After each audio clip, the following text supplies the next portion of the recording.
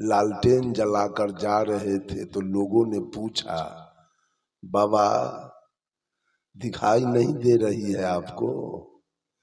ये 12 बजे दिन में आपने लालटेन जलाया है, क्या बात है?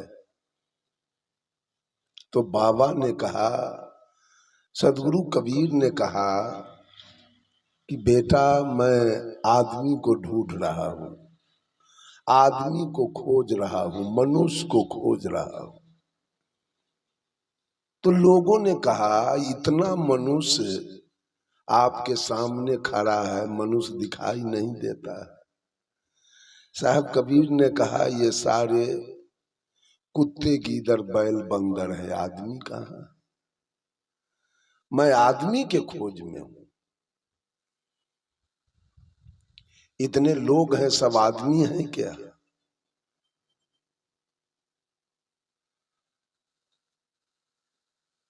शकल तो आदमी का है, लेकिन अकल, अकल कैसा है? आकृति तो आदमी का है, प्रकृति कैसा है?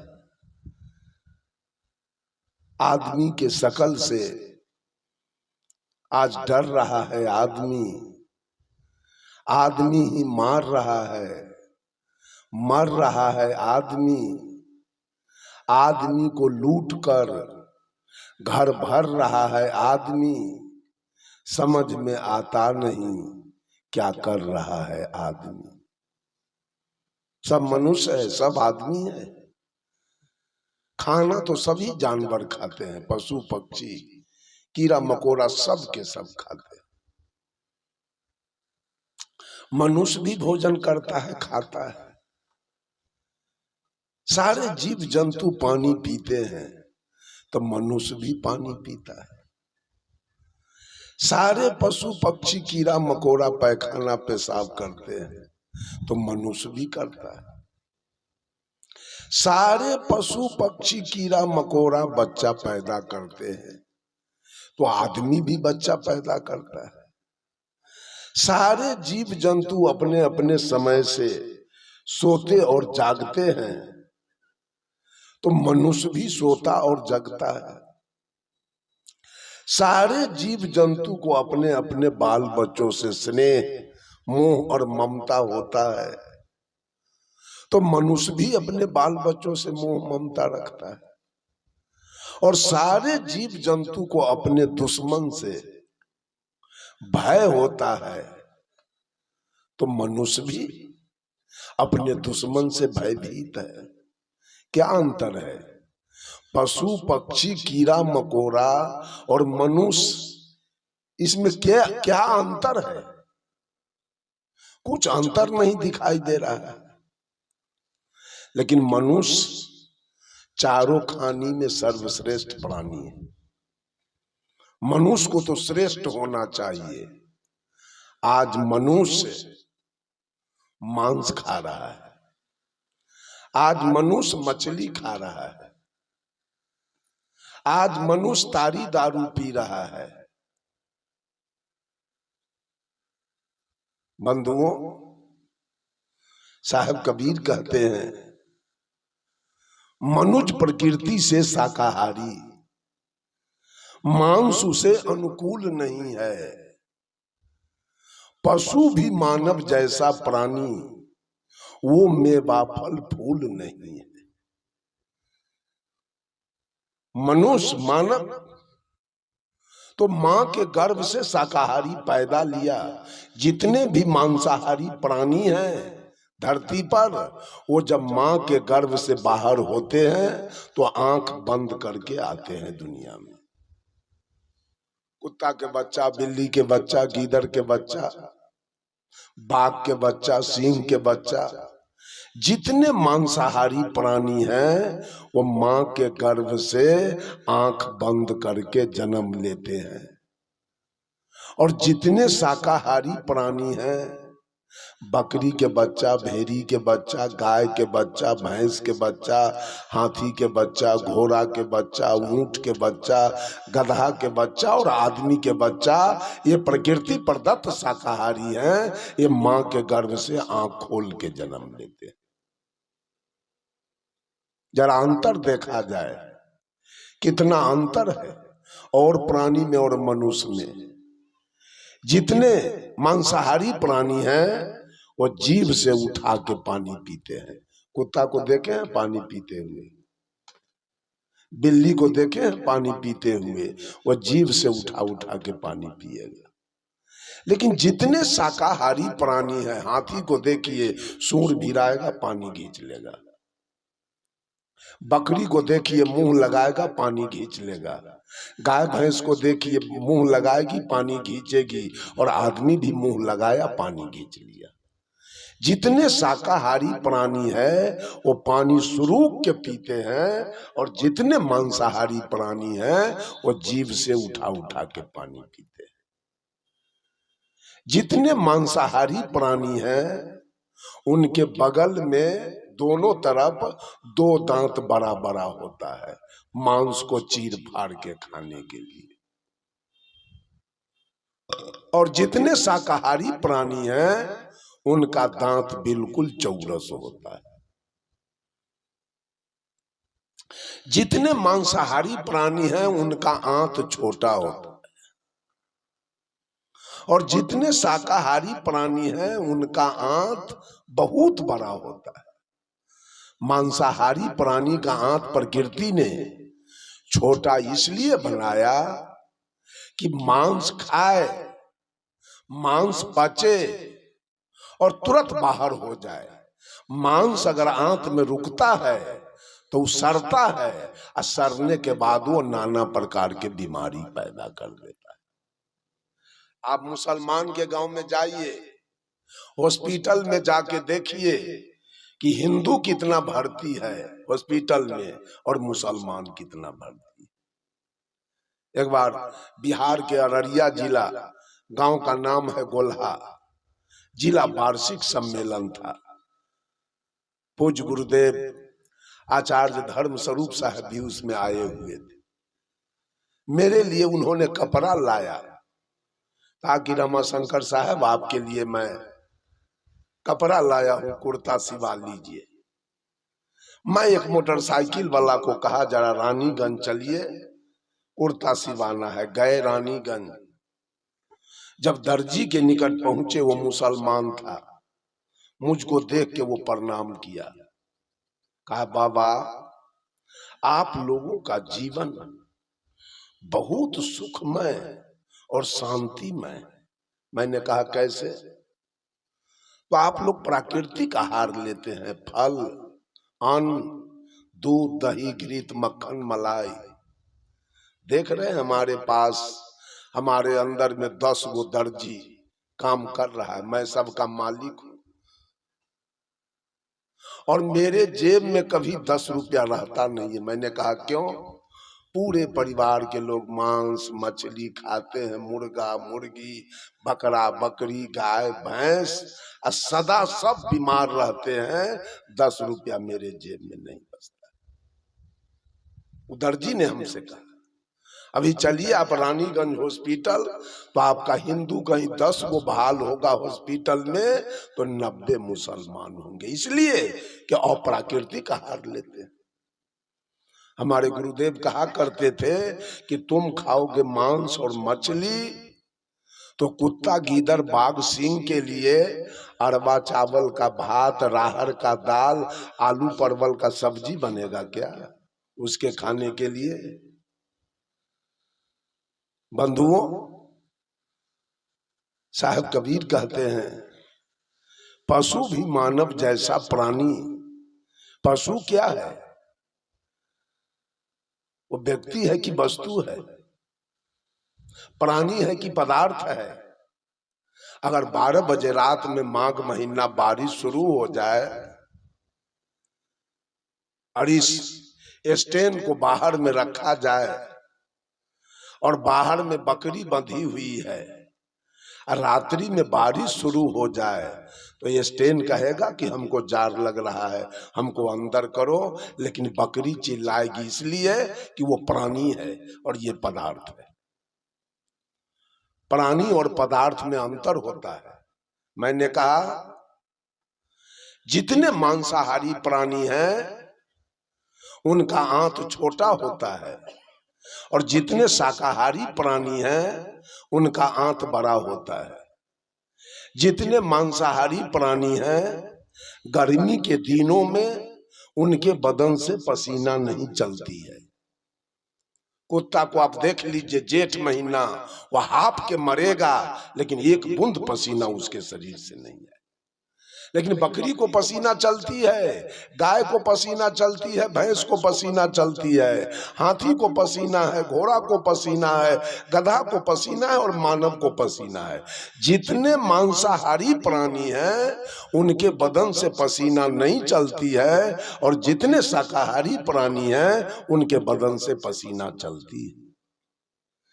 जितने मांसाहारी प्राणी हैं उनकी आयु कम होती है और जितने शाकाहारी प्राणी हैं उनकी आयु अधिक होती है। There are great difference between मांसाहारी एंड शाकाहारी। मांसाहारी और शाकाहारी में धरती और आसमान का अंतर है। और तब ये मानव आज मांस खा रहा है और अपने को आदमी कहता है, अपने को मानव कहता है, अपने को मनुष्य कहता है। शकल तो वास्तव में आपका मनुष्य का है लेकिन अकल तो आपका कुत्ता गधा से भी गिरा हुआ है। कोई नहीं कह सकता है कि ये गधा मांस खाता है। किसी की हिम्मत नहीं है कहने का कि यह गधा मांस खाता है। लेकिन मानव सर्वश्रेष्ठ प्राणी है, इस पर मनुष्य की अंगुली उठ रही है और लोग कहता है फलाने बाबू का बेटा मांस और मछली भी खाता है और दारू भी पीता है।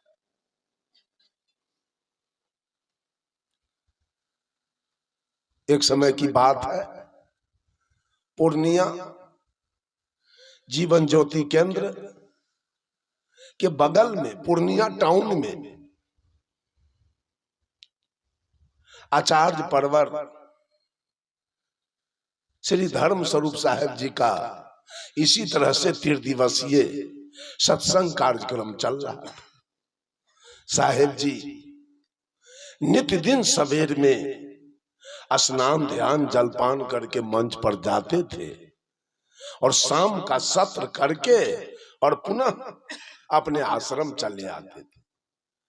सवेर में स्नान ध्यान करके जा रहे थे मंच पर, उधर से एक दरोगा जी मोटरसाइकिल से आ रहे थे।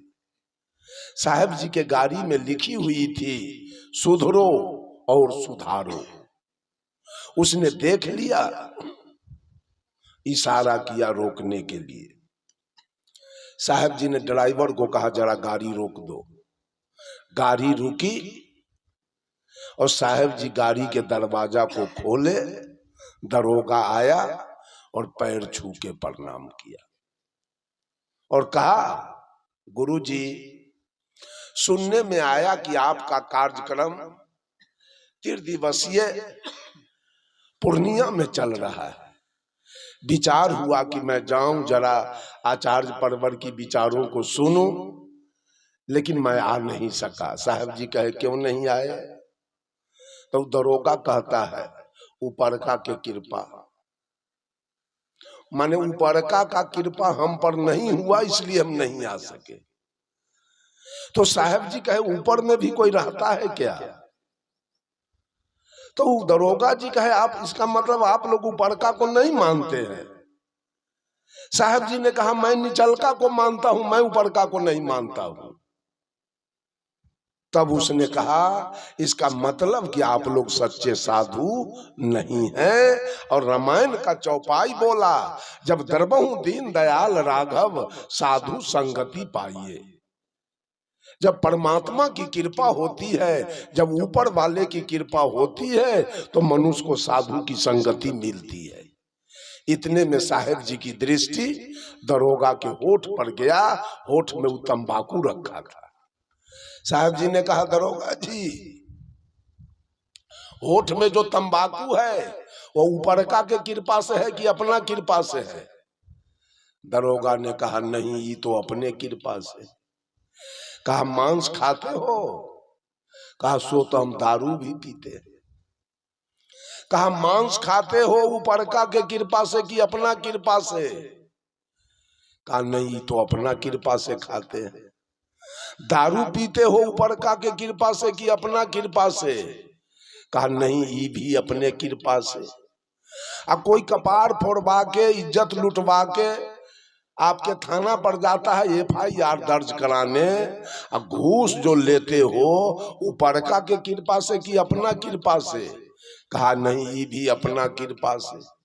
साहब जी कहे, अरे भले आदमी, खैनी खाते हो अपना कृपा से, मांस खाते हो अपना कृपा से, दारू पीते हो अपना कृपा से, घूस लेते हो अपना कृपा से, और सत्संग में जाते हो ऊपरका के कृपा से। हटो रोड पर से। हटा करके और गाड़ी निकल गई। मनुष्य होना आसान बात है, मनुष्यता प्राप्त करना ये मानव शरीर किस लिए मिला था? साहब कबीर कहते हैं, अवसर बहुत भलो रे भाई, अब सर बहुत भलो रे भाई, जो देहिया देवन को दुर्लभ, सो देहिया तुम पाई। इतना सुंदर मानव शरीर ज्ञान भूमिका, मोक्ष भूमिका पाकर के केवल दौलत बढ़ाने में लगे हो, केवल मकान बनाने में लगे हो, केवल बच्चा पैदा करने में लगे हो, केवल मामला मुकदमा लड़ने में लगे हो। ये मानव शरीर क्यों मिला था? अंत में सारे जोनियों से भटकते भटकते एक अवसर मिला था, एक मौका है। भगवान राम ने अपना प्रजावासियों से कहा था, बड़ा भाग्य मनुष्य तन पावा, सुर दुर्लभ सद ग्रंथ ही गावा। साधन धाम, ये मानव शरीर साधनों का धाम। जितना साधन आप करना चाहें मनुष्य शरीर में हो जाए, लेकिन गाय चाहे भैंस चाहे बकरी चाहे साधन करना तो वहां संभव नहीं। साधन धाम मोक्ष कर द्वारा, पाई न जहीं पर लोक समारा। और ऐसे मानव शरीर को पाकर आप अपने परलोक पर कोई विचार नहीं किया।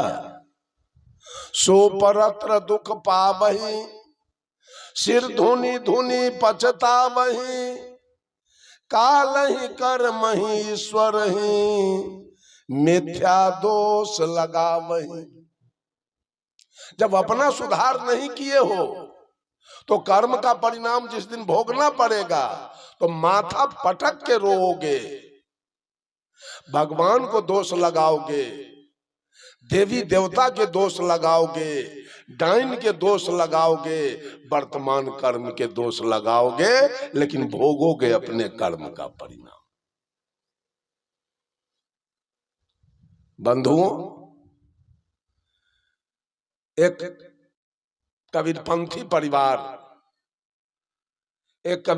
परिवार की बेटी का विवाह धोखा से मांसाहारी परिवार में हो गया। धोखा से मांसाहारी परिवार में हो गया। वो लड़की जब ससुराल गई तो उसकी सास, उसकी ननद उसके देवर उससे कभी मांस बनाने के लिए, कभी मछली बनाने के लिए कहा करते थे। ये तो अपने मैके में कभी मांस बनाई नहीं, खाई नहीं, तो ये बना कैसे सकती थी? ये कह दिया कि हम न बना सकते हैं न हम खा सकते हैं। तो ससुराल के लोग इसको प्रताड़ित करना शुरू किया। एकांत में बैठ के रोती थी। आखिर सोचती थी मेरे भाई और पिताजी को क्या सूझा, इस कसैया के गले में लेके हमको बांध दिया। इतना लंबा जीवन हम जिएंगे कैसे सबके साथ? ये रो रही थी, सोच रही थी। तभी एक 15-20 बरस के कम उम्र वाला साधु यही सफेद ड्रेस में उधर से आ रहे थे। इस महिला ने देखी और साधु को जाके बंदगी किया। कहा बाबा कहाँ जा रहे हो? कहा कि फलाने गांव में सत्संग है, वहीं मैं जा रहा हूं। कहा बाबा, कही बाबा वापस कब होना है? कहा कल, तो मेरे दरवाजे पर थोड़ा आना। कहा ठीक है, मैं कल आऊंगा। कल होके साधु बाबा आए, दरवाजे पर आवाज लगाया तो महिला घर से निकली, बाबा को जाके साहेब बंदगी किया और कहती है बाबा इतना सवेरे? तो साधु बाबा ने कहा कि कहीं सवेर में अबेर हो जाए। बात खत्म हुआ। साधु बाबा ने पूछा कि जी इस घर में कौन सब है तुम्हारा? इस घर में अकेली रहती हो? तुम्हारे ससुर जी कहाँ हैं? तुम्हारी सास कहाँ है? तुम्हारे दूल्हा कहाँ है? तो ये कहती है बाबा मेरे ससुर का भी जन्म नहीं हुआ है, सास हमारी 2 बरस की है, दूल्हा मेरा पति मेरा 12 बरस का है। साधु बाबा ने कहा कुछ पंगत करा सकती हो? तो इस दुल्हन ने कही बाबा पंगत तो हम कराते, लेकिन यहाँ तो बसिया चलता है, ताजा नहीं चलता है। साधु बाबा कहा बसिया हम नहीं पाते हैं, चल दिया। अगल बगल के महिला सब सुन रही थी बात। जब साधु बाबा चल दिए तो फौरन इसके सास को जाके कह दिया तुम्हारी बहू कितना बदचलन है, कितना बदमाश है। साधु से कही है ससुर का जन्म नहीं हुआ और सास है 2 बरस के और दूल्हा मेरा है 12 बरस की। बताओ जिसके ससुर का जन्म न हो, सास 2 बरस की हो, तो उसको बहू कहां से आ गई? अगर हमारी बहू होती तो उसको हम घर से निकाल देते। उसके सास को आग लगी और 2-4 ठो नौजवान को कही देखो गांव में साधु कहाँ है, उसको पकड़ के ले आओ। वो लड़का सब गया, साधु को पकड़ के लाया। गांव के मुखिया को बुलाया गया, सरपंच को बुलाया गया, बूढ़े बुजुर्ग लोगों को बुलाया गया और इस महिला को घर से निकाला गया। पंचायती शुरू हुआ। मुखिया जी ने कहा साधु से बाबा आप कोई युवती नई नवेली दुल्हन से बात करने की क्या जरूरी थी? बाबा ने कहा मुखिया जी हमको कोई जरूरी नहीं था, यही तो बुलाई तो हम चले आए। कहा आए तो क्या सब हुआ? कहा आए तो यही आके साहेब बंदगी की है और पूछी है बाबा इतना सवेरे, तो हम कह दिए कहीं सवेर में अबेर हो जाए। मुखिया जी ने कहा इसका मतलब क्या है? कहा उस महिला से पूछा जाए, चूंकि ये बात बोली है। मुखिया जी ने उस महिला से पूछा ए दुल्हन, तू जो साधु बाबा से कही इतना सवेरे, इसका क्या माने मतलब है? दुल्हन कहती है मुखिया जी मेरे कहने का भाव था कि बाबा इतना कच्चा उम्र में आप साधु हो गए। तो साधु ने जवाब दिया कहीं सवेर में अबेर हो जाए। मुखिया जी ने पूछा इसका मतलब? तो वो महिला कहती है साधु बाबा से पूछिए, चूंकि ये बात साधु बाबा बोले। साधु से मुखिया जी ने पूछा इसका क्या मतलब? साधु ने कहा मुखिया जी, मानव के उम्र की कोई गारंटी नहीं है, देह की कोई गारंटी नहीं है, कब तक देह है और किस समय देह बदल जाएगा इसकी कोई गारंटी नहीं है। तो मैं चौथा पन में, तीसरा पन में भक्ति करता और कहीं दूसरे पन में हमारा ये देह छूट जाता तो हमारी भक्ति कब होती? इसलिए अबेर के डर से, मृत्यु के भय से सवेरे अपना काम हम बचपन में अपना सदुवई शुरू किया। कहा इसके बाद क्या हुआ? मुखिया जी ने पूछा इसके बाद क्या हुआ? तो साधु बाबा ने कहा मैंने इनसे पूछा कि तेरे ससुर कहाँ है? तो ये कही है अभी जन्म नहीं हुआ है। मुखिया जी ने पूछा अगर तुम्हारे ससुर का जन्म नहीं हुआ तो तू आई कहां से? तो दुल्हन कहती है मुखिया जी, मनुष्य का जन्म 2 बार होता है, एक बार मां के गर्भ से और दूसरे बार गुरु के गर्भ से। मां के गर्भ से आने वाले मांस, मछली, तारी, दारू, गांजा, भांग, बीड़ी, सिगरेट, पान, सुपारी, शिखर, पराग खाने वाले, मिलावटबाजी करने वाले, चोरी, दलाली, बेईमानी, घूसखोरी, हत्या, बलात्कार करने वाले होते हैं। लेकिन मुखिया जी दोबारा जो गुरु के गर्भ से जन्म लेता है वो साधु होता है, वो सज्जन होता है, वो प्रबुद्ध होता है, वो शाकाहारी होता है, वो निर्वाण होता है, वो अवधूत होता है, वो जोगी होता है, वो वीतराग होता है, वो सन्यासी होता है, वो सदाचारी होता है, वो ब्रह्मचारी होता है। मुखिया जी ससुर की तरफ इशारा करती है। इस पापी से पूछा जाए कि इसका जन्म अभी आदमी में हुआ है? ये रात दिन मांस मछली खाता है, रात दिन तारी दारू पीता है, इससे पूछा जाए कि इसका आदमी में जन्म अभी हुआ? अब तो सारे पंच का मुंह बंद हो गया, कोई कुछ बोल नहीं रहा। आप लोग बोलिए, जो मांस मछली खाता है वो मानव है कि दानव? क्या है? शकल तो आदमी का है लेकिन वो आदमी है नहीं, वो दानव है, वो राक्षस है, वो बाघ है, वो सिंह है, वो भालू है, वो चीता है, वो कुत्ता है, वो गीदड़ है, वो बिल्ली है, वो चिल्होर है, वो गिद्ध है। शकल केवल आदमी वाला है, आदमी नहीं, उसका आदमी में जन्म नहीं हुआ है। मुखिया जी ने कहा सास के बारे में कही हो 2 बरस के? जी हमारी सास भी वही खाती थी, लेकिन 2 बरस पहले कोई सदगुरु मिला और हमारे सास को कंठी माला दिया, दीक्षा दिया। अब हमारी सास भात, रोटी, साग सब्जी, दूध, दही, घृत, मक्खन, मलाई खा रही है। हमारे सास का जन्म 2 बरस पहले आदमी में हो गया।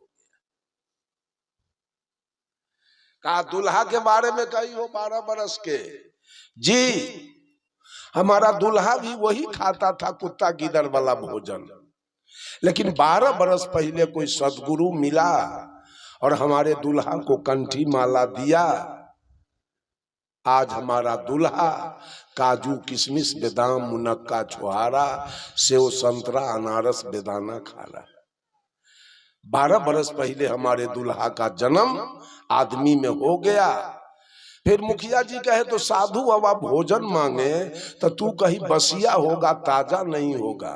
जी हमारा जो पापी ससुर है, इसके पिताजी और दादाजी सब लोग कबीरपंथी थे, सबके गले में कंठी माला, सब लोग सत्संग भजन करते थे। वही लोग जो कर्म धर्म करके गए उसी बासा पर चल रहा है। अभी ताजा में ही पापी सब कुछ कर नहीं रहा है।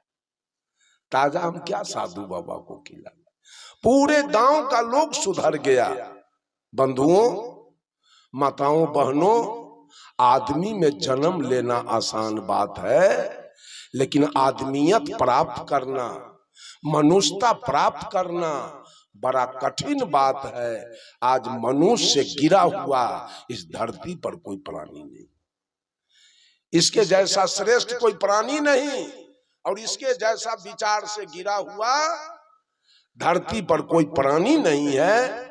मैंने कहा मनुज प्रकृति से शाकाहारी, मांस उसे अनुकूल नहीं है।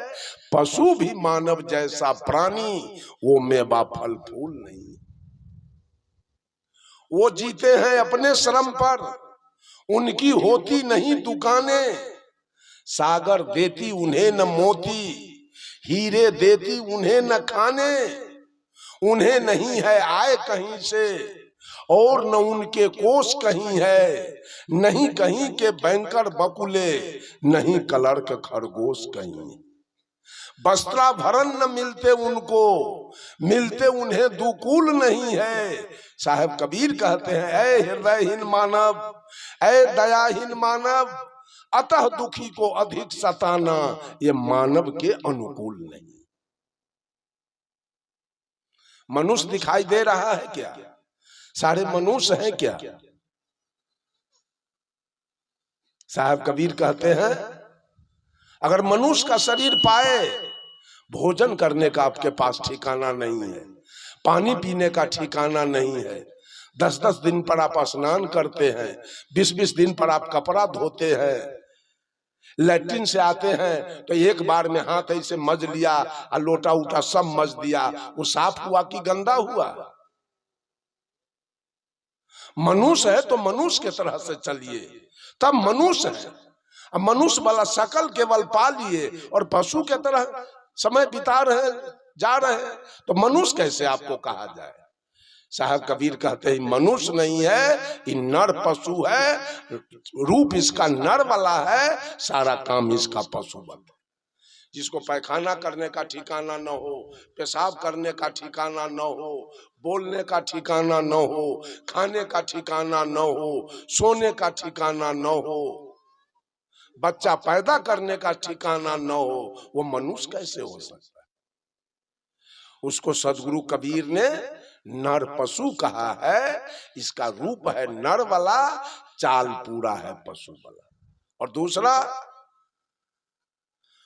दूसरा साहब कबीर कहते हैं, बहुत सारे लोग गुरु पशु हैं। गुरु बना है गरेरी और चेला बना है भेरी।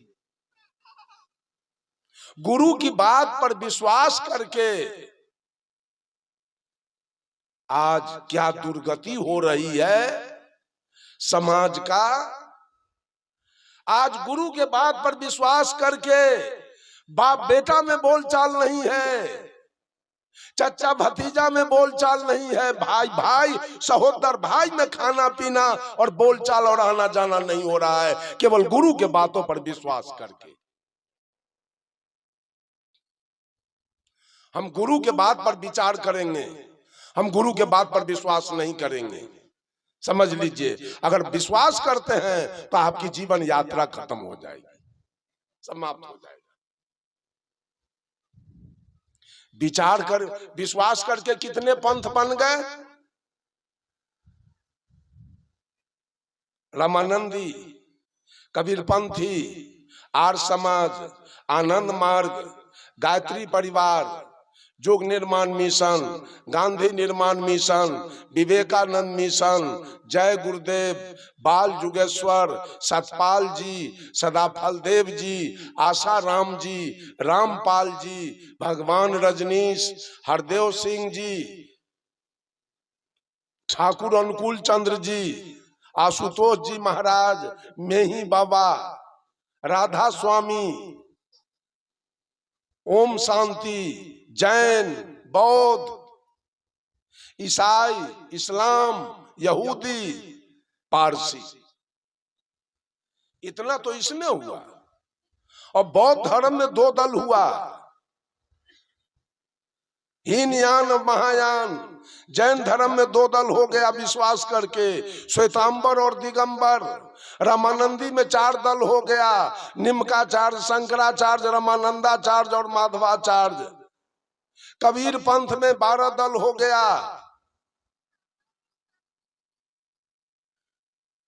विचार पर होता क्या? गुरु के बात पर अगर विचार किया जाए तो ऐसा हो सकता था क्या? विश्वास करके आपके यहाँ चले या न चले, हमारे बिहार में एक शिव चर्चा चल रहा है, शिव गुरु। विश्वास करके वो सारे लोग मांस खाते हैं, मछली खाते हैं, ताड़ी दारू पीते हैं और शिव की चर्चा करते हैं। कोई विचार हुआ वहां? ऐसा विश्वास करते करते अब गुरु लोगों ने चमत्कार दिखा दिखा करके अपना पंथ चलाने के लिए इतना दल बनाया। साहेब कबीर बीजक से कहते हैं, काहू के बचन ही पूरे, काहू कारामाती, मान बराई ले रहे हिंदू तुरुक जाति। बात बोते आसमान की, मुद्दत नियरानी, बहुत खुदी दिल राखते बूढ़े बिन पानी। कहे कबीर का सो कहूं सब जग अंधा, सांचे से भागी फिरे झूठे के बंदा। कोई गुरु महाराज बाचा सिद्धि में लगा, हम जिसको कह दिए बेटा हो गया, हम जिसको कह दिए मुकदमा जीत गया, हम जिसको कह दिए आशीर्वाद दिए बीमारी ठीक हो गया, हम जिसको कह दिए फर्स्ट डिवीजन से बीए पास कर गया, हम जिसको आशीर्वाद दिए उसको नौकरी मिल गई, हम कह दिए तो बारिश रुक गई, तूफान रुक गया, पत्थर पड़ना गिर रुक गया। ये बाचा सिद्धि में गुरु लोग लगे। प्रकृति में ज्ञान है, प्रकृति में ज्ञान है, जो आपकी बात को मान लेगा वो। अगर प्रकृति में ज्ञान है तो कबीरपंथी लोगों ने कहा कि साहब कबीर ने जगन्नाथ जी में खंती गारा तो समुद्र भाग गया। इसका मतलब पानी में ज्ञान है, प्रकृति में ज्ञान है। तब तो भगवान राम ने भी समुद्र से कहा था, विनय न मान ही जलधि जरा, गए 3 दिन बीत, अब बोले राम सकोप तवा भय बनु हो ही न प्रीत। ऐ लखन लाल, अब ये जड़ समुद्र अर्जी बिनती से मानने वाला नहीं है, अब इसको तीर मार के सुखाएंगे तब उस पार होंगे। तब समुद्र कर जोड़ के खड़ा हो गया, सरकार क्षमा कीजिए, मैं आपको रास्ता दे रहा हूं। ये बात संभव है क्या? पानी खड़ा हो जाएगा कर जोड़ के? ऐसे अनहोनी बात बोल बोल कर गुरु लोग, कुछ गुरु ऐसे हैं जिनके दर्शन से टीबी ठीक होता है, जिनके दर्शन से कैंसर ठीक होता है, जिसके दर्शन से डायबिटीज ठीक हो जाता है, और जिसके दर्शन से एड्स का बीमारी ठीक होता है। तो मेडिकल क्यों रहेगा? सरकार को सूचना कीजिए कि अपना मेडिकल बंद कर ले, गुरुए लोग सारा बीमारी का इलाज करेंगे, इनके दर्शन से सब ठीक हो जाएगा। ये बाचा सिद्धि और चेला जो है वो बना है भेरी। गुरु जो कह दिया, तो गुरु अगर कहे कि घरारी जो घर है तुम्हारा वो हमको रजिस्ट्री कर दो, कर दीजिएगा, घरारी रजिस्ट्री कीजिएगा गुरु महाराज के। सब लोग बाचा सिद्धि में लगकर सब मार्ग, भगवान राम की पूजा अनादि काल से होती आ रही है। आज राम के नाम पर कितने दुकान खुले हैं, कितने लोग राम की चर्चा करके अपना पेट पाल रहे हैं, पैसा खींच रहे हैं, पैसा कमा रहे हैं। भगवान शिव की पूजा अनादि काल से होती आ रही थी, आज शिव के नाम पर ओम शांति है, शिव के नाम पर आनंद मार्ग बाबा नाम केवलम है, शिव के नाम पर शिव चर्चा है। भगवान कृष्ण की पूजा अनादि काल से होती आ रही थी, आज भगवान कृष्ण के नाम पर कृष्ण प्रणामी धर्म चल रहा है, त्राहि अच्युत चल रहा है, राधे राधे चल रहा है। किसी में किसी का बनाव नहीं और किसी से किसी का पथ नहीं। आज कबीर के नाम पर गरीबदास जी ने पंथ चलाया। सब लोगों ने देखा है तस्वीर में सदगुरु कबीर के गले में माला है कि नहीं है कि नहीं? गरीब साहब का माला किधर गया? उनको माला नहीं चाहिए, उनको दाढ़ी नहीं चाहिए, उनको केस नहीं चाहिए, उनको केवल हाथ में एक धागा चाहिए। ये कबीरपंथी कहते हैं और ये चेला मूड़ के समाज को इतना बर्बाद किया है, इतना बर्बाद कर रहा है जिसका हिसाब किताब नहीं। उसके भी तो अनुयायी हैं, उनके बात पर भी तो विश्वास किया गया। केवल विश्वास कर कर करके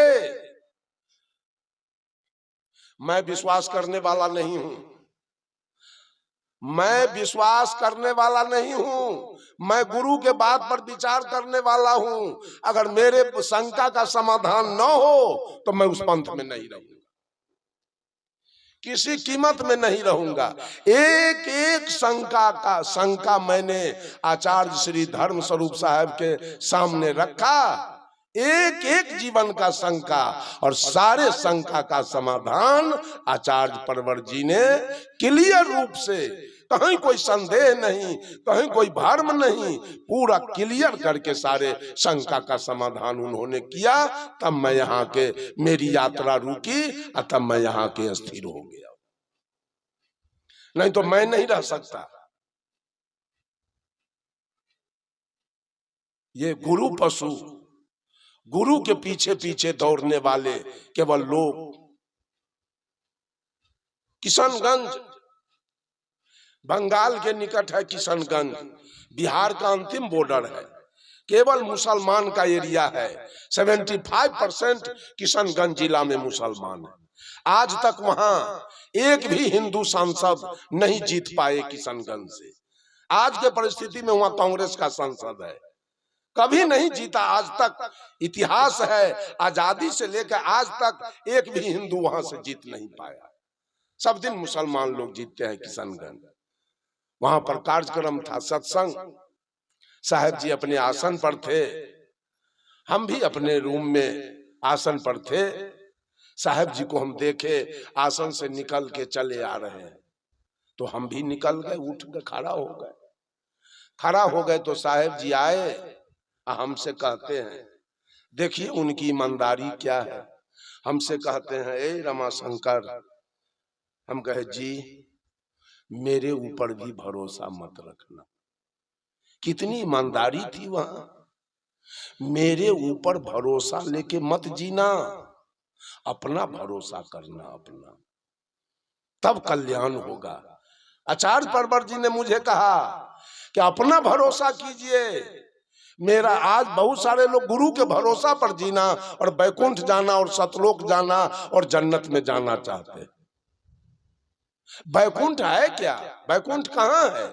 बी माने नहीं और कुंठ माने इच्छा। जिसकी इच्छा वासना मर गई वो अभी बैकुंठ में है। सतलोक जो सत आत्मा में स्थित हो गया, मन को छोड़ के वो अभी सतलोक में है। जन्नत जो अपने को जान लिया और सारे विकार से दूर हो गया, वो अभी जन्नत में है। साहब कबीर कहते हैं, नरतु पार उतर कहाँ जई हो, आगे पंथी पंथ ना कोई, कुछ मकान न पई हो। कहे कबीर सुनो भाई साधु, जहां के पौध तहां ही ठहरई हो, जाना भी कहीं। बहुत सारे लोग गुरु पशु के चलते कबीर पंथ 12 दल में छिटा गया। अगर गुरु के बातों पर विचार होता तो ये पंथ 12 दल में नहीं छिटाता। 12 दल नहीं होता, एक दल रहता। कोई कुछ बता रहा है, कोई कुछ कर रहा है। एक गुरु का चेला कहा कि हमारे गुरु महाराज 12 बजे रात में आकाश में उड़ते हैं। गांव का लोग कहा तो इसका गुरु बहुत है जानकार। अच्छा एक काम करो, आज रात में देखना है इसके गुरु महाराज कैसे उड़ते हैं। मठ के पीछे झाड़ी में 2-4 आदमी जाके बैठ गया। 12 बजे रात में गुरु जी को जब लघु शंका लगी तो पानी लेके निकले लघु शंका करने के लिए। तो ये सब बतिया रहा है, देखो अब गुरु महाराज आ रहे हैं, अब उड़ेंगे, सावधान रहना, अब गुरु महाराज उड़ेंगे। गुरु महाराज के कान में आवाज गया, कहा कौन है जी, झाड़ी में कौन है छिपा हुआ? कहा आप ही के गांव के लोग तो हम दिनेश हैं, रमेश हैं, महेश हैं। अरे तो 12 बजे रात में जंगल में सांप बिच्छा का डर नहीं है, रात में क्या करते हो यहाँ? कहा गुरुजी आपका चेला कहा था कि हमारे गुरुजी 12 बजे रात में उड़ते हैं, वही देखने के लिए तो हम लोग बैठे हुए हैं। गुरुजी ने कहा रे हम थोड़े उड़ते हैं, चेला सब हमको उड़ाता है, हम नहीं उड़ते।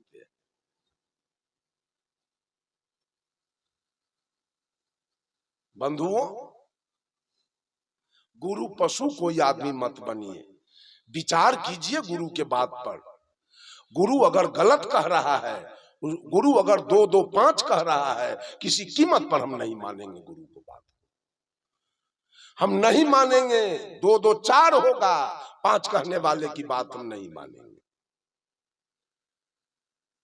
गुरु लोग तो कहते हैं भगवान ऊपर में है भगवान ऊपर में, भगवान है ऊपर में। अगर ऊपर में है भगवान तो 16वीं शताब्दी में मोहम्मद गजनी ने सोमनाथ के मंदिर पर चढ़ाई किया और सारा देवी दुर्गा के नाक कान चीर चार के सारा सोना चांदी हीरा मोती जवाहर खींच के ले गया, पंडा पुजारी देखता रह गया। वो भगवान क्या किया ऊपर वाला? भगवान अगर ऊपर में है तो 1392 ईस्वी में तैमूर लंग 92,000 सेना लेकर आया और दिल्ली के लाल किला पर चढ़ाई किया और 1 लाख हिंदू का सिर काट करके तब ईद का नमाज पढ़ा। वो भगवान क्या कर रहा था उस समय?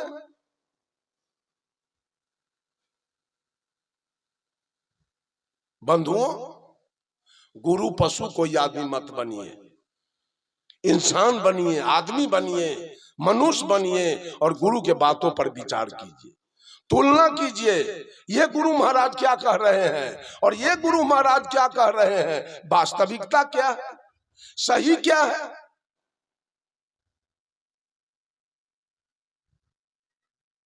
अगर गलत गुरु मिला है, आपके समझ से आ गया कि ये गुरु गलत है, उसको तजने में 1 सेकंड का विलंब मत कीजिए। जितना जल्दी हो गलत गुरु को तेज देना चाहिए, नहीं तो आपके जीवन को बर्बाद करके छोड़ देगा। विश्वास करने वाले गुरु आपके जीवन को बर्बाद करेगा। इसलिए गुरु करना चाहिए विचार के, गुरु कीजिए छान के और पानी पीजिए जान के। गुरु गुरु में भेद है, गुरु गुरु में भाव, सोई गुरु नित बंदिए जो शब्द बता देता हो। क्या कबीर साहब का विचार 12 प्रकार का था? 12 रंग बोलते थे, किसी को कुछ कह दिया, किसी को कुछ कह दिया, किसी को कुछ कह दिया और किसी को कुछ कह दिया। क्यों ना आज तक लोग गुरु से पूछा कि आप लोगों ने जो 12 पंथ बनाया है ये आया कहां से?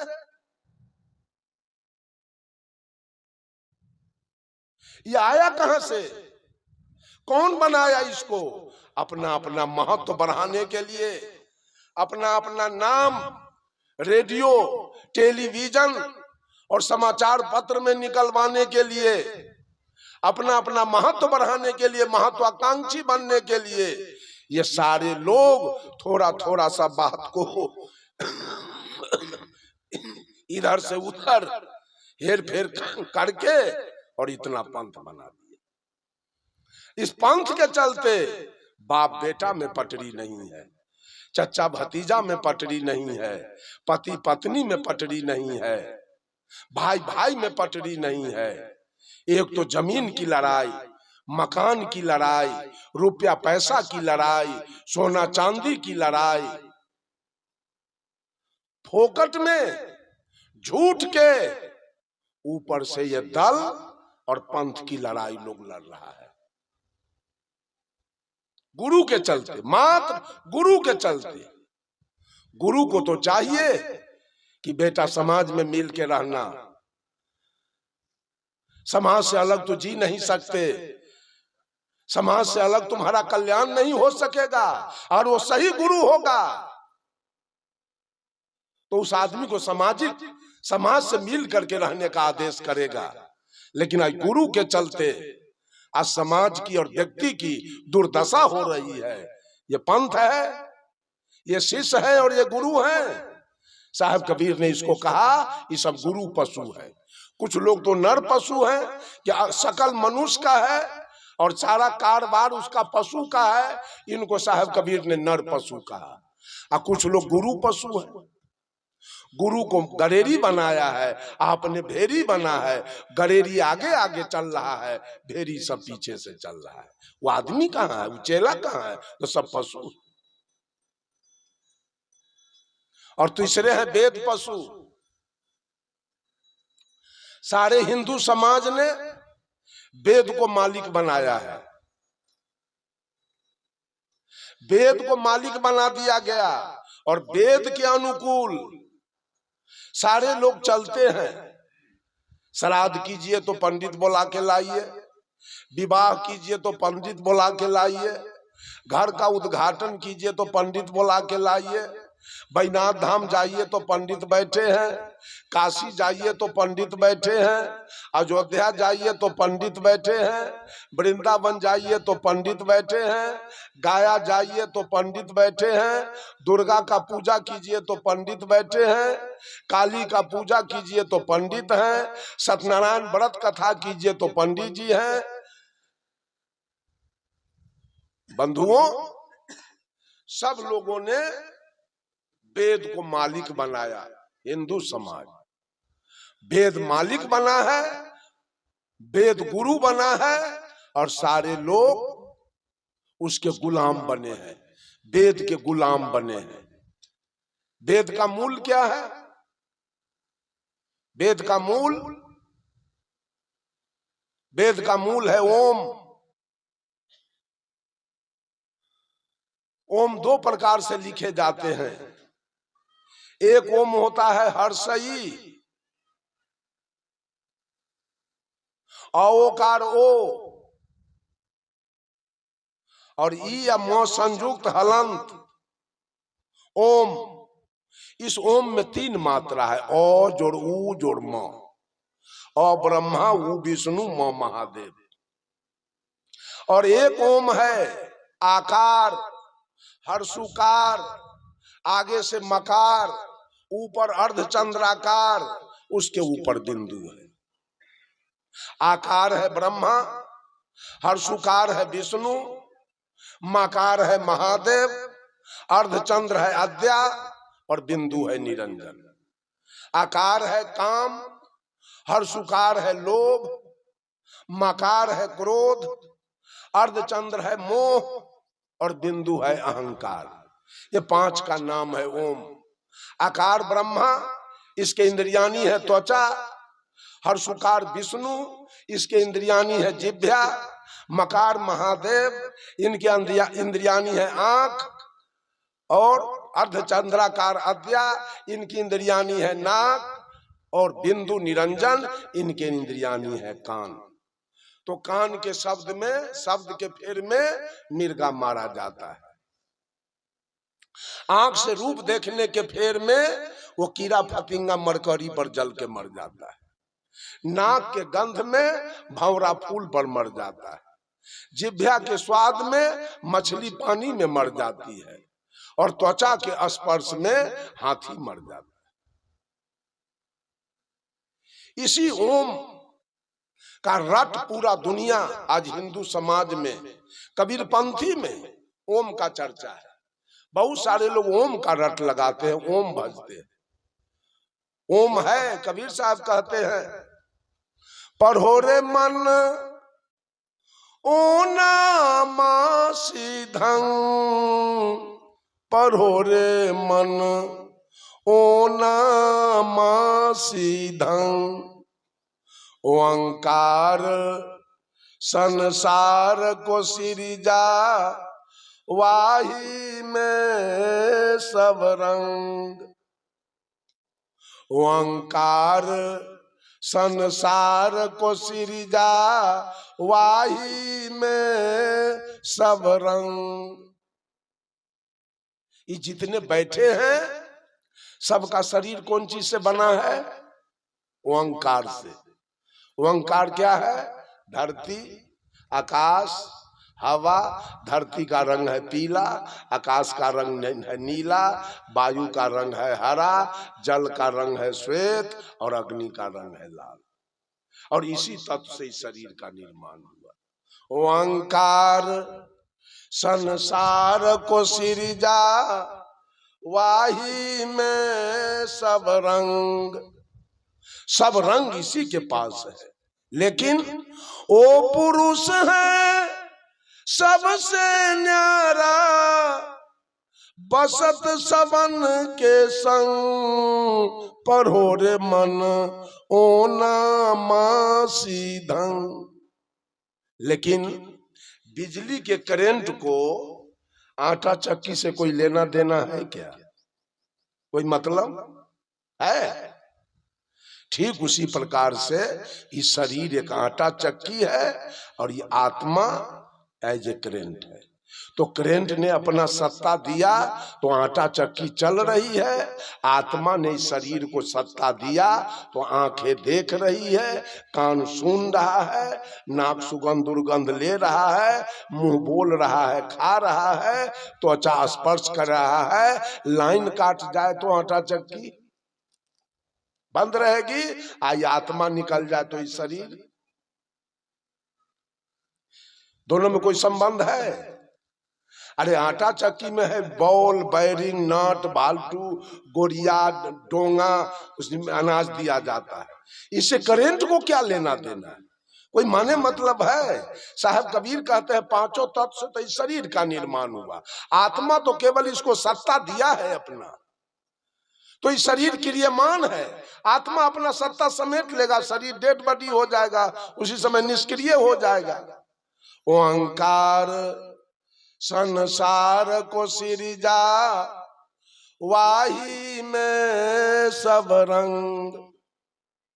ओ पुरुष है सबसे न्यारा, बसत सबन के संग। पढ़ो रे मन ओना सीधं। अब ओ के बाद क्या होता है? ओ के बाद ना, नाम निरंजन नैना मध्य, नाना रूप धरंग। निराकार निर्गुण अविनाशी, लखिन परे वाके रंग। पढ़ो रे मन ओना सीधं। ओना के बाद माँ, माया मोह मगन भय नाचे, उपजे रंग तुरंग। माटी के तन फिर न रहा तुम्हें, दिनचारी के संग। पढ़ो रे मन ओना सीधं। माँ के बाद सी, शील संतोष हृदय बीच राखो, सत्य सबूरी अंग। सत्य वचन संतन के मानो, सिरजनहारा संग। पढ़ो रे मन ओना सीधं। अंत में है धंग, धंधा धोखा दिल में न राखो, धैर्य धरो तेहि अंग। कहीं कबीर सुनो भाई साधो, गुरु के नाम अनंत। पढ़ो रे मन ओना सीधं। और मैं भूल गया था, गुरु लोग का औजार क्या है सो समझ लीजिए। सबके औजार में भी एकता नहीं है। कोई गुरु का कहना है, कोई गुरु जी का मंत्र है, हरियम किलियम सोहम सत्यम ओम निरंजन सतनाम। ये भजोगे तो तुम्हारी मुक्ति होगी, तुम्हारा कल्याण होगा। और दूसरे गुरु का मंत्र है रारंग सोहंग ओम निरंजन सतनाम। ई भजोगे तो मुक्ति होगी। और किसी गुरु महाराज का मंत्र है शब्द ब्रह्म नाद ब्रह्म अमृत ब्रह्म ज्योति ब्रह्म। ई भजोगे तो मुक्ति होगी। और कोई गुरु का मंत्र है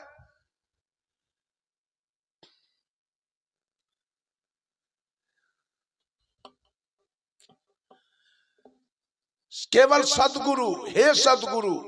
और किसी गुरु का मंत्र है ओम भूर्भुवः स्वः तत्सवितुर्वरेण्यम भर्गो देवस्य धीमहि धियो यो न प्रचोदयात्। माने सारे लोग दुकानदारी, नाम की दुकानदारी चल रही है। नाम का जाप करो, नाम का जाप करो, तुम्हारी मुक्ति हो जाएगी, तुम्हारे जीवन में सुख शांति आ जाएगी। सीताराम कौन सुग्गा जपता है? पिंजरा वाला की आकाश वाला? एक सुग्गा आकाश में उड़ रहा है स्वतंत्र, और एक सुग्गा पिंजरा में बंद है।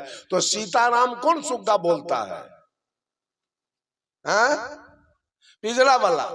और जो स्वतंत्र रूप से आकाश में उड़ रहा है, एक दिन भी बोला है सीताराम? तो जो सीताराम पढ़ रहा है उसकी मृत्यु जेल में हो रही है, पिंजरा में, वो मुक्त नहीं हो सका। सीताराम पढ़ने वाला पिंजरा में मर गया, जेल में। और जो स्वतंत्र रूप से आकाश में उड़ रहा है, जो एक दिन भी सीताराम नहीं कहा, वो स्वतंत्र रह गया, और सीताराम वाला जेल में मर गया। क्या फायदा हुआ? साहब कबीर बीजक से कहते हैं भूख भूख कुकुर मर गयऊ काज नए को सियार से भयऊ। रात में गीदड़ कहां बोलता है? गीदड़ रात में कहां बोलता है? जंगल में। गीदड़ कहां बोलता है? जंगल में। और कुत्ता कहां भूखता है? गांव में। कुतबा गिदड़वा के भेंट है? अगर भेंट हो जाए तो या तो गिदड़े 4 पटकन कुत्ता के दे दे, न तो कुत्ते 4 पटकन दे देगा गिदड़ के, काम तमाम हो गया। लेकिन दोनों में किसी का भेंट नहीं है। वो बोल रहा है जंगल में, और ये बोल रहा है गांव में। आज तक आदमी गाते गाते अनुमान से मर गया। कुत्ता भूखते भूखते मर गया, लेकिन भगवान रूपी गीदड़ का आज तक पता ठिकान है? पता चला है भगवान किधर है, किधर रहता है, क्या खाता है, कहां सोता है? पता लगा आज तक? अनुमान से भजते भजते आदमी व्याकुल होके मर गया, लेकिन गीदड़ का पता नहीं चला। बंधुओं, ये गुरु पशु है और कुछ लोग वेद पशु हैं। वेद को मालिक मान के गुरु बनाकर अपने चेला बने हैं, अपने गुलाम बने हैं। अब आप लोगों के इधर हो चाहे ना, हम लोगों के इधर तो होता है, माँ मर गई, पिताजी मर गए, श्मशान में लेके जला दिया उसको, और गर्दन में एक हल्का पहन लिया, और तुरंत जाके पंडित को खबर दिया, घर भैया मेरी माँ मर गई है, आप आवे और श्राद्ध करावे। वो पंडित आएगा तो क्या कहेगा? माँ के पहनने के लिए साड़ी दान करो, पेटीकोट दान करो, ब्लाउज दान करो, माँ के सोने के लिए पलंग दान करो, जाजिम सतरंजी तोशक तकिया रजाई दान करो, माँ सोएगी उस पर। माँ के खाने के लिए थाली लोटा गिलास कटोरा दान करो, माँ के भोजन के लिए चावल चिवड़ा पूरी जिलेबी दान करो। ये सब सही बात, सच बात है कि झूठ? जो माँ मर गई वो साड़ी पहनेगी, वो ब्लाउज पहनेगी, वो पलंग पर सोएगी, वो थाली में खाएगी। ये वेद पशु वाले लोग ऐसा ऐसा कर्म करवाते हैं। मानव को श्रेष्ठ बनना चाहिए, मानव को स्वतंत्र होना चाहिए, और मानव को समान रूप से जीना चाहिए। आज मानव में भेद है। किसी को सोलकन बना दिया गया, किसी को ओबीसी बना दिया गया, और किसी को एसटी और एससी बनाया गया। और कोई ऊंचा जात और कोई नीचा जात हो गया। मानव को श्रेष्ठ होना चाहिए, सारे प्राणी से श्रेष्ठ मनुष्य है, मनुष्य को श्रेष्ठ बनना चाहिए। आज मनुष्य कितना गिरा हुआ है। गाय भैंस से मनुष्य गिरा हुआ है। अरे ईसाई लोग तो सांप को खा जाता है, गर्दन काट के फेंक देगा और धड़ को खा जाएगा, घोरन के चटनी पीस के खा जाएगा, कुत्ता मार के खा जाता है, गिदड़ मार के खाएगा, सुगर खाएगा। अरे नागालैंड के लोग तो आदमी को खा जाते हैं। नागालैंड के लोग आदमी के मांस को खा जाते हैं। वेद पढ़ने वाले लोग मांस खाते हैं, मछली खाते हैं, तारी दारू पीते हैं, वेद पढ़ने वाले। कैसे कल्याण होगा हमारा? कुछ लोग नर पशु हैं, कुछ लोग गुरु पशु हैं, और कुछ लोग वेद पशु बने, और कुछ लोग बाकी बचे सो क्या है मालूम है? बाकी बचे सो तिरिया पशु है। पत्नी को मलकिनी बनाया है, आपने नौकर बना हुआ है। एक बहुत बड़े सेठ जी थे, उनके यहां सत्संग हुआ, भंडारा। तो गुरु महाराज आए। गुरु महाराज आए और जब चलने लगे तो सेठ जी ने कहा, गुरु जी बहुत दिन पर आए हैं, 2-4 दिन रहिए तब जाइएगा। तो गुरु जी रुक गए, हमारा काम में कौन है। रुक गए 2-4-5 दिन। 5वां दिन गुरु महाराज कहे सेठ से, आज मैं तुम्हारे यहां से प्रस्थान करूंगा। तो सेठ ने कहा, कुछ फरमाइए गुरु जी, कुछ चाहिए? क्या हमको चाहिए? हम कुछ लेके क्या करेंगे? एक आर्बन कोपीन का कपड़ा हमको दे दो, माने अचरा लंगोटा का कपड़ा एक दे दो, मैं चला जाऊंगा। सेठ ने कहा, गुरु महाराज आपने तो कहा कुछ नहीं, कहा तो बड़ी बात। अभी दिवाली का दिन आने वाला है, लक्ष्मी पूजा का दिन आने वाला है, सारे हिसाब किताब होंगे। थान में से अर्बन कोपीन के लिए आपको कपड़ा हम फाड़ के देंगे तो थान हमारा छेंट हो जाएगा। ले उसके लिए तो थोड़ा कपड़ा चाहिए, तो थोड़ा फाड़ेंगे तो थान हमारा गड़बड़ाएगा, हिसाब किताब करना है। आप ऐसा कीजिए, आप अगला साल आएंगे और पूरा थान बीक के छेंट जो बच जाएगा वह आपके लिए हम रखेंगे, अगला साल आके आप ले जाइएगा। गुरु महाराज के मुंह का बात मुंहे में रह गया। बेचारे चुपचाप बैठे हुए थे। सेठ जी गए दुकान पर और सेठ जी की पत्नी आ गई दौड़ के। गुरु महाराज से कहती है, गुरु महाराज हमारे पति को आप क्या कह रहे थे? कहा कुछ नहीं, एक आर्बन कोपीन का कपड़ा तो मैं मांगा था। क्या कहा गुरु महाराज? हमारा पति क्या कहा? अरे तुम्हारा पति कहा है अगला साल आने के लिए, अभी थान फाड़ के आपको देंगे, थान हमारा छेंट हो जाएगा। ले पूरा थान का कपड़ा बिक जाएगा और थोड़ा बचेगा वो आपके लिए हम रखेंगे, अगला साल आके ले जाइए।